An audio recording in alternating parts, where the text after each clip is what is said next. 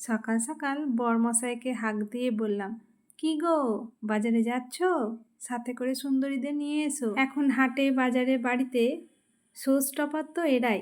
কি রান্না করব যখন মাথায় আসে না, ফ্রিজের দিকে তাকিয়ে দেখি ও মা সুন্দরী আছে, তাহলে আর চিন্তা কিসের। ব্যাস ফ্রিজ থেকে বার করে ভালো করে তেল মাখিয়ে নিয়েছি।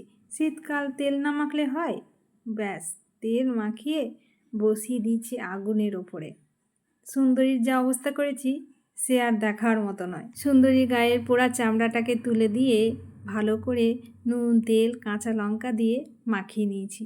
আর মাখিয়ে নেওয়ার পর ভাত রুটি মুড়ির সাথে একেবারে জমে যায়। তবে সুন্দরীকে আরও সুন্দর করা যায়। পোড়ানোর আগেই যদি সুন্দরীর গায়ে কয়েকটা রসুন বিধিয়ে পোড়ানো যায় তাহলে তো আর বলার নেই। আর সাথে যদি থাকে একটুখানি কুচনো পেঁয়াজ আর কুচনো ধনেপাতা, তাহলে সুন্দরীকে দেখে কে, সুন্দরী আরও সুন্দর হয়ে ওঠে। এই ছিল আমার আজকের সুন্দরীর গল্প। আমার সুন্দরীর গল্প আপনাদের কেমন লাগলো অতি অবশ্যই কমেন্টে জানাবেন। টাটা।